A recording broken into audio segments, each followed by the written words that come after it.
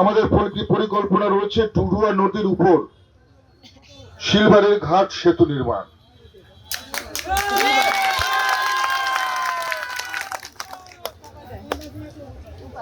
দ্বিতীয় রয়েছে জলঢাকা নদীর উপর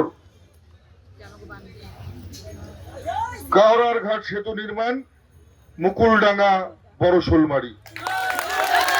প্রয়োজন আছে তো নাকি? আমাদের তৃতীয় যেটা রয়েছে মুজনই নদীর উপরে যেটা চকচল ঘাট রয়েছে, চকচলার ঘাট রয়েছে, সেখানে সেতু নির্মাণ, মুকুলডাঙ্গা বড়শোলমারি। এটাও